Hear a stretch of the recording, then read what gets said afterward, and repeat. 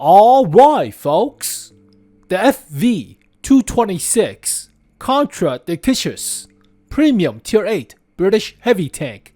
It's like a EMIL or Kranvagn of a sort on a wide body, even wider than Caernarvon, and that thing is a 𝗙𝗮𝟮𝟮, so this thing is pretty wide, but double shot 105mm. It is pretty thick on the turret front. It's also rounded 250mm baseline, so this thing will take a hit, but the 𝗙𝗀𝟮 is more massive than the Swedish heavy tanks, and when you gun elevate to hide the 𝗙𝗀𝟮, you will expose a thin strip of a crease between the actual turret and the base of the turret that's only like 50mm, so there are weak spots, but the driver hatch looks almost Russian, like a IS-4 or STI or even 60TP, but it's a wide body and storm muzzle brake or hurricane muzzle brake. I think it's only used for covering the gun muzzle brake when not in use, but you open it up when firing or something, but it's an egg beater of a muzzle brake or batter mixer, cake mixer of a thing. So space armor for the hull sides, side skirts for the tracks.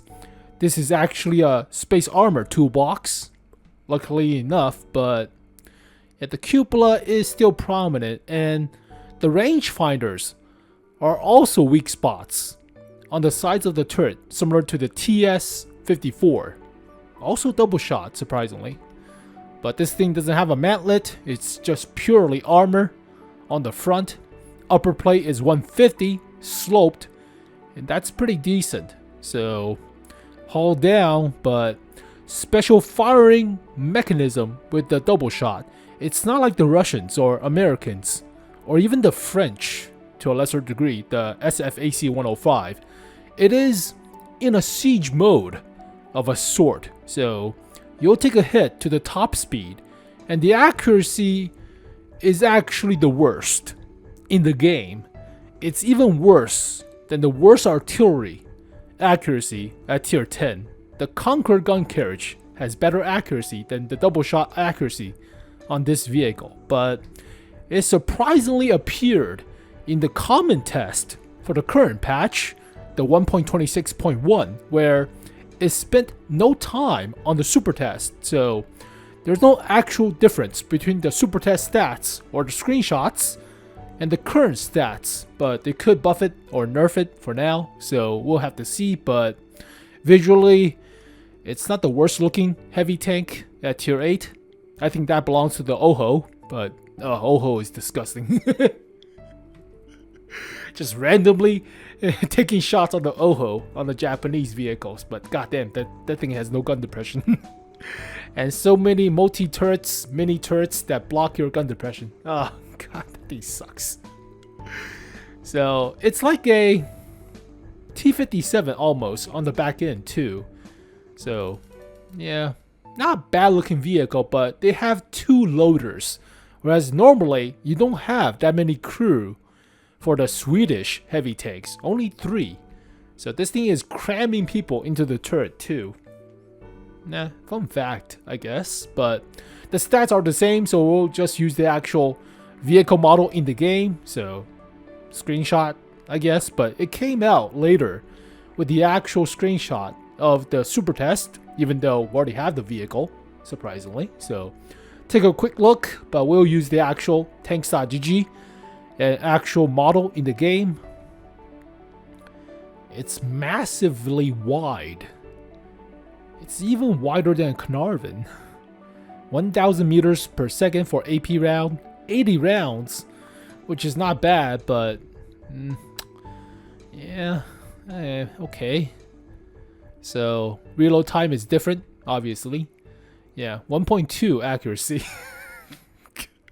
We'll talk about it. But premium tank makes more credit, yada yada. So Supertest stats, it's exactly the same. There's no difference. So no need to compare, but let's take a look at the actual vehicle in the game client. You already have it. It's in the game files.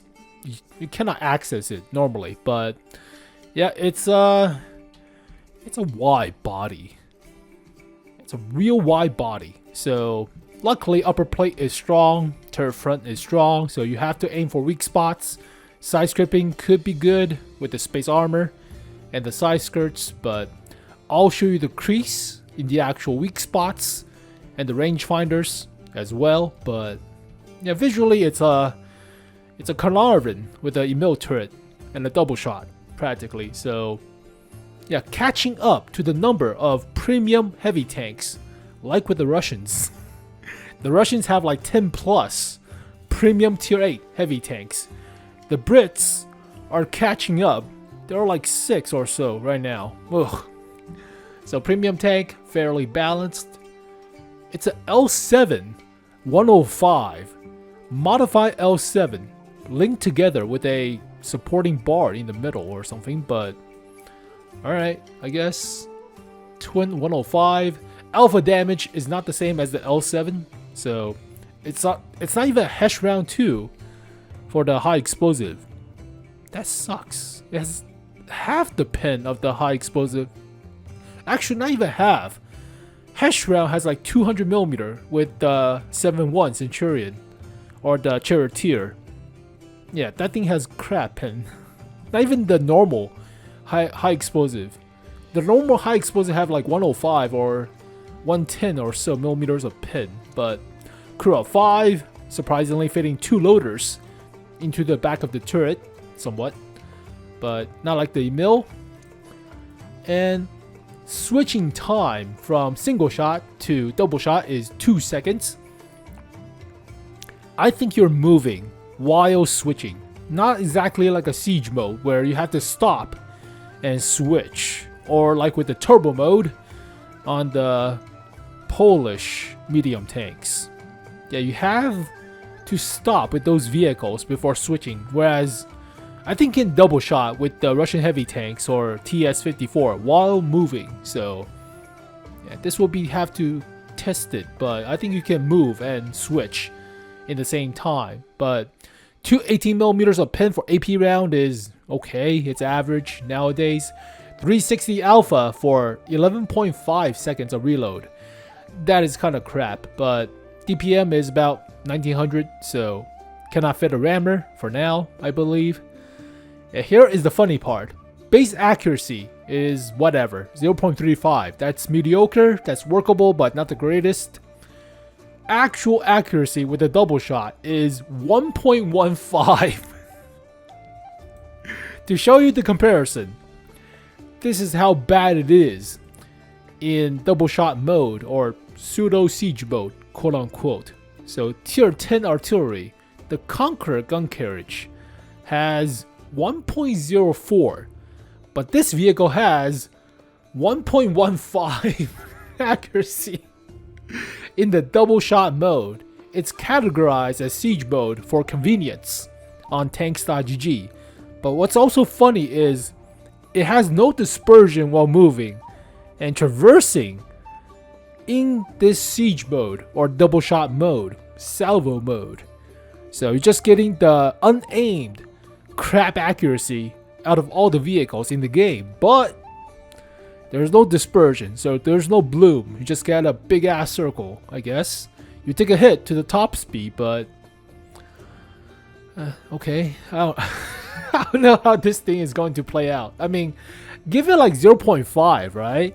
Not like 1.15 or maybe 0.45 accuracy with a double shot. I mean, so some Russian heavy tanks have that crap of an accuracy.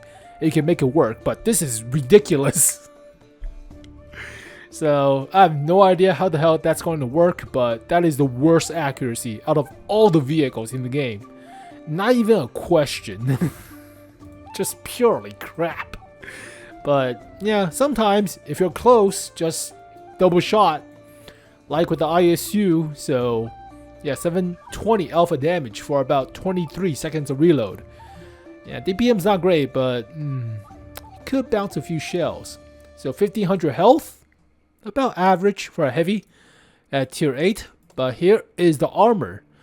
That's surprising. So normally turret base, thick, 250, sloped and rounded to about 270-ish, 280, auto bounce, in most cases, but the rangefinders are weak spots at 80 millimeter. Now sometimes they'll eat the shot and only damage some of the periscopes and other stuff, but normally, like with the TS-54, you'll take a hit to your HP if you get pinned right here.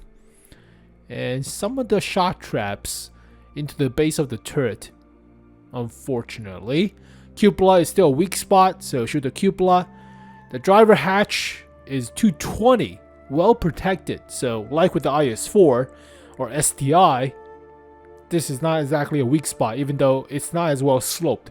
It's thicker than the 150 hull front. So hull front, like a normal American or British hull front, but if you angle, it's at a decent armor now, so you need to angle all the time. But lower plate is 90 baseline at a good angle too, so it's relatively uniform. But here is the fun part. So with gun depression, yeah, you could have a very impenetrable upper plate, right? You're poking up or from a hill, and the only weak spot is the rangefinders and the cupola. So normally, like with the Kranvagns, you'll elevate to hide the cupola like this, but that will expose the crease along with the turret base to the actual turret.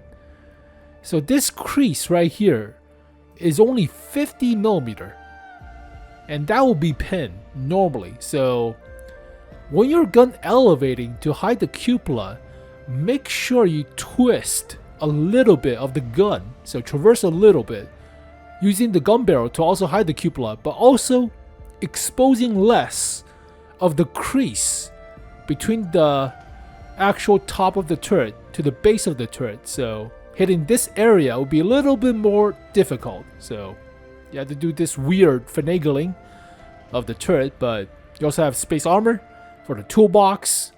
The actual armor is 70, but you have 10 millimeter of space armor. So yeah, don't overcommit to like above 40 degrees or 30 degrees of side scraping. You still have space armor for the side skirts, but it's only 70 behind it. So like with the Caernarvon, like with some of the American heavy tanks at tier 8, don't overcommit to the side scraping, just haul down. Also the trunnion is kind of thick too. The support of the oscillating turret is 250. So you have to shoot at the actual weak spots, namely rangefinder, cupola, and sometimes the crease. Driver hatch. And the actual roof of the hull is only 30. So if you're tall enough, you could overmatch the hull roof. And that's, yeah, don't stay too close. Don't face hug unless you're super tall than a short vehicle, like with the Rosanov Titty in a sense, Obsidian. But yeah, don't stay too close to a tall vehicle like an E100. That's bad. So mobility wise, 70-ish tons with 15 horsepower per ton ratio and 36 kilometers per hour top speed. In the double fire mode, the siege mode or salvo mode, salvo fire mode, it's only 20 kilometers per hour. So it's relatively fast to rev, surprisingly, but you could put a turbocharger on this thing. Ramming with 70-ish tons is not bad. Terrain resistance, not the worst, right? Not the worst. It's below 2 for soft, so effective top speed going through mud is 29 kilometers per hour. Not the actual terrible worst for a super heavy tank or very heavy tank. Respectable. Alright, concealment 3.5. It's heavy. No concealment. And view range is barely above blind. So 370. Yeah, below average. Average is about 380, 390. So below average, but let's go to equipments. Can you fit a rammer? That will be fun. No, you can't. It's a special mode. You cannot fit a rammer. So I would say improve hardening. So better side scraping, more track health. Oh man. Vertical stabilizer. 0.2 dispersion baseline is not that great for moving and traversing. Even turret traverse dispersion is kinda if. It's okay, but you want about 0.1 or below. That's the good area. 0.05 is great, but yeah, 0.12 about average. And finally, I would say improve aiming. Help out with the actual accuracy in double shot mode, possibly, or even turbocharger, but or even optics. At your close range, you don't need optics sometimes. That's kind of weird. Yeah, let's just use, I would just say, better accuracy. Base accuracy is already kind of if, but 0.33 for single shot and 1.09 for double shot. Do you even need the vertical stabilizer if you're getting like no dispersion while moving, right? This is useless if you're putting vertical stabilizer in the double shot mode, so it doesn't help it, but it does help in the single shot mode, which I believe is most of the time you're using the actual gun. But who the hell knows? Maybe turbocharger. Let's see. Yeah, I mean 40 kilometers per hour top speed with about 16 horsepower per ton ratio, and relatively decent armor to boot. Might be worthwhile. So this one's up to you, but I feel 0.2 dispersion with single shot is kinda if. So I will say improve hardening, vertical stabilizer, and better accuracy. But it's so weird. How the hell do you finagle with the salvo shot, with the salvo prep? No idea. And field mods wise for versatile, it's practically the same for all tier 8s. But first one is more track health or better terrain resistance. I will say better terrain resistance, even though you already have decent enough, but this will also help out with effective traverse. Yeah, effective traverse will be buffed. Only downside to it is module health of the tracks, but you already have improved hardening, so that will be negated. But accuracy or aim time. Obviously accuracy. I would say obviously accuracy. 3.5 seconds of aim time. Even if you fully aim, it doesn't matter, right? With that crap of accuracy, you don't need, there's no need to wait for aiming. You just point and shoot at that point and hope for some hits of the shots. I believe the shots are always landing parallel to each other, right? Because of the fixed point of the gun, unless the gun barrel is warped in comparison to one or another, right? So logically speaking, there should be no warping of the gun barrel in this video game. Now, realistically speaking, there might be one barrel that have been warped, and the shots are thrown off like a chameleon eye. So one is hitting here, one is hitting here. I don't think they'll program that kind of RNG into the system. Otherwise, that will kind of piss people off. But I believe they're parallel to each other all the time. So sometimes it hits, sometimes it doesn't. And more view range than stun duration. So yeah, more view range. 380 with the field mod. That is average now. So yeah, the vehicle's weird. The vehicle's really goddamn.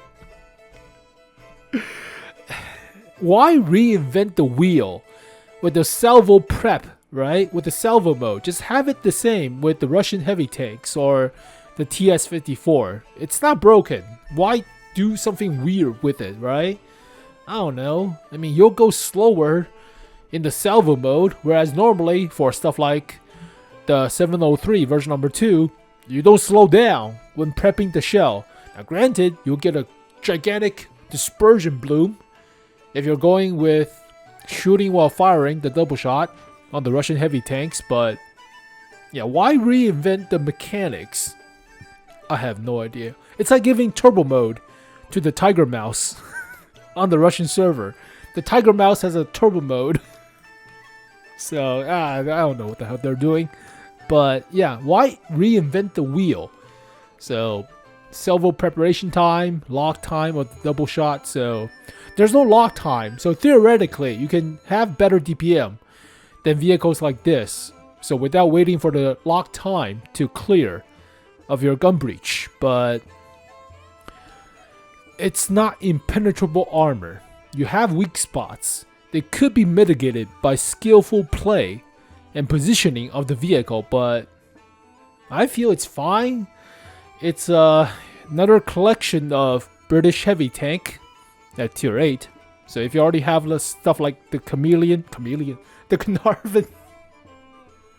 Caernarvon, the Caliban, the Gonzalo, the Charlemagne, the recent Crusher, and Action X Caernarvon. Yeah, there's a lot of British heavy tank now as premium at tier 8. Not as much as Russians. Russians have a ton at tier 8. Some of them are not even released, like the Udarny or Object 259A. That's not released on the other servers, other than some of the Asian servers or Chinese server. So I would say for rating wise,